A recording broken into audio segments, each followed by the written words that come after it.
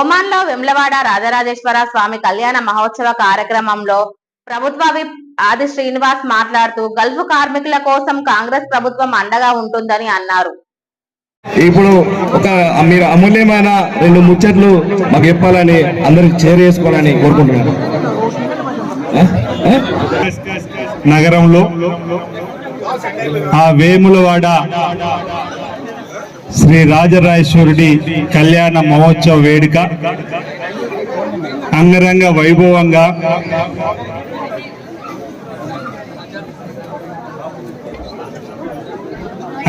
వైభవంగా బ్రాహ్మణోత్తముల చేత వేద పండితుల మంత్రోచ్చరణల మధ్యలో బ్రహ్మాండంగా కనుల విందగా జరిగిన క్రమం మస్కట్ నగరంలో ఉన్నటువంటి తెలంగాణ సమితి అధ్యక్షులు ఇప్పుడే గణేష్ గారు మాట్లాడడం జరిగింది. వాళ్ళ యొక్క బృందం, మిత్ర బృందం. నాకంటే ముందు ఇప్పుడే పెద్దలు ఆర్మూరు శాసనసభ్యులు రాకేష్ రెడ్డి గారు కూడా మాట్లాడడం జరిగింది. ఇతర దేశం నుంచి వచ్చిన మిత్రులకు కూడా మనందరి సమక్షంలో సన్మానం కూడా గావింపజేయడం జరిగింది. పేర్లు తీసుకోలేకపోతుంది ఎందుకంటే సమయం తక్కువ ఉంది, అందరు భోజనాల కోసం కూర్చున్నారు. ఈ సందర్భంగా మీ అందరికి కూడా ఈ కళ్యాణ మహోత్సవ సందర్భంగా పేరు పేరున నా వైపు నుంచి శుభాకాంక్షలను తెలియజేస్తూ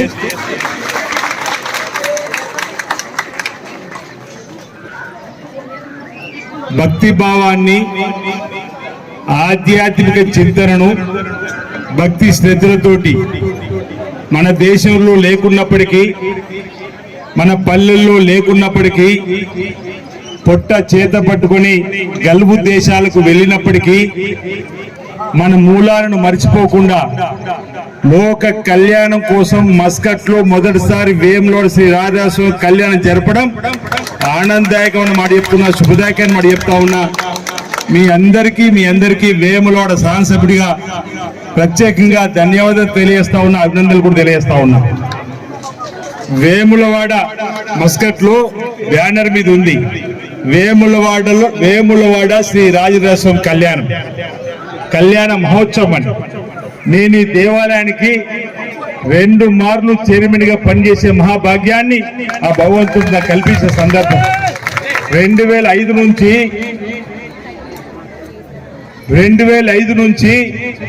2009 వరకు 2 మార్లు ఆ దేవస్థానం చైర్మన్ గా పనిచేసి లోక కళ్యాణం కొరకు స్వామివారి సన్నిధిలోకి వచ్చేటువంటి భక్తులకు మెరుగైనటువంటి కార్యక్రమాలు అందించిన వాడిగా మళ్ళీ ఇక్కడ రాగా నానాటి జ్ఞాపకాలు భారతదేశంలో ఏ దేశంలో కూడా లేదు. వేములవాడ రాజరాజస్వామి సన్నిధిలో కోరిన కోరికలు తీర్చు తండ్రి, నీ కోడముక్కు చెల్లిస్తామని చెప్పనే మాట.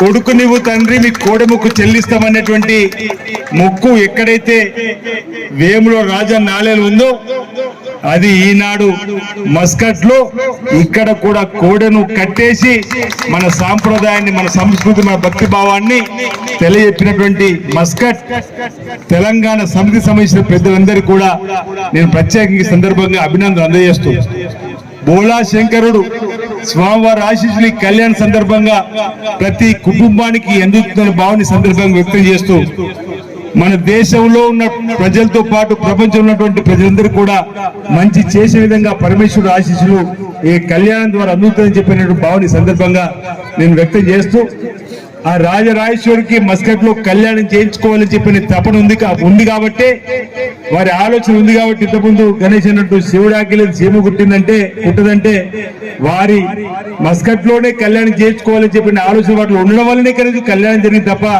మన మానవ మాత్రం నిమిత్త మాత్రం మాట సందర్భంగా ఇక్కడ అన్నట్టు మీ అందరూ కూడా తెలియజే కార్యక్రమాన్ని చేస్తూ ఆ వేములవాడ రాజరాజేశ్వర దేవస్థానం చైర్మన్ గా 2 మార్లు పనిచేయడమే కాకుండా ఆ భగవంతుడు ఆశీస్సుడు అమ్మవారితో వేనాడకే జరిగిన ఎన్నికల్లో శాసనసభ్యుగా కావడం, ఆ తర్వాత ప్రభుత్వ విపుగా కావడం కూడా మీరందరూ కూడా చూసిన సందర్భంలో ఇంతకుముందు మిత్రులు చెప్పినట్టుగా గల్ఫ్ దేశానికి వెళ్ళిన వాళ్ళందరూ కూడా పొట్ట చేత పట్టుకొని ఉపాధి నిమిత్తం కుటుంబ సభ్యులను వదులుకొని సుదూర ప్రాంతాలకు వెళ్ళి తిరిగి యోగక్షేమాలతో రావాలా భగవంతుని మనం కోరినప్పటికీ ప్రార్థించినప్పటికీ అక్కడక్కడ కొన్ని సంఘటనలు జరిగి ఏదైనా ఇబ్బంది జరుగుతూ ఉంటే వాళ్ళని పట్టించుకోవడానికి ప్రభుత్వ పక్షాన్ని ఎలాంటి సహకారం లేదని చెప్పని మా దృష్టికి రాగానే గౌరవ ముఖ్యమంత్రి రేవంత్ రెడ్డి గారి దృష్టికి తీసుకొని వెళ్ళి పిసిసి మేనిఫెస్టో కమిటీగా చైర్మన్ గా శ్రీధర్ బాబు గారు ఉంటే పొన్న ప్రభాకర్ గారు ఉప ముఖ్యమంత్రి వీళ్ళందరి సహకారంతో ప్రభుత్వం వచ్చిన 100 రోజుల్లో గల్ఫ్ లో నేను మళ్ళీ చెప్తున్నా ఈరోజు పార్వతీ పరమేశ్వరి కళ్యాణ్ సందర్భంగా గల్ఫ్ కు వెళ్ళిన ప్రతి మిత్రుడు తిరిగి యోగక్షేమాలతో ఇంటికి తమ బిడ్డల దగ్గర రావాలని ఆ దేవుడిని మొక్కుతున్నా. ఏదైనా ఇబ్బంది వచ్చినా ఆ కుటుంబాన్ని కాదుకోవడానికి దేశంలో ఇప్పుడు ఎక్కడ ఏ రాష్ట్రంలో లేని విధంగా అలాంటి కుటుంబాలకు 5 లక్షలు ఇచ్చే కార్యక్రమాన్ని ఈ ప్రభుత్వం వచ్చిన తర్వాత అమలు చేయడం జరిగిందనమాట. అది కాస్త భరోసాను ఇవ్వడానికి కుటుంబాలు ఆదుకోవడానికి ఇచ్చే కార్యక్రమం. దాంతో పాటు ఇప్పుడు మిత్రులు చెప్పినట్టుగా గల్ఫ్ కార్మిక సమస్య వస్తే ఎక్కడ చెప్పుకోవాలని చెప్పనేటువంటి మాట. దానికోసం కూడా తెలంగాణ రాష్ట్ర ప్రభుత్వం ఆలోచించి మహాత్మా జ్యోతిరావు పులే ప్రజాభవన్ లో హైదరాబాద్ లో హెల్ప్ డెస్క్ ఏర్పడేసి 24/7 అక్కడ మన గల్ఫ్ కార్మికులకు ఏ ఇబ్బంది వచ్చినా వెళ్తే ఆ ఇబ్బందిని అధిగమించే కార్యక్రమం చేయడానికి కోసం కూడా ఏర్పాటు చేసినాం. వారంటూ ఇంకా దేశాలు ఉంటే బాగుంటుందని చెప్పని ఆ ఆలోచన కూడా చేయడానికి కోసం ప్రయత్నం చేస్తున్నాం.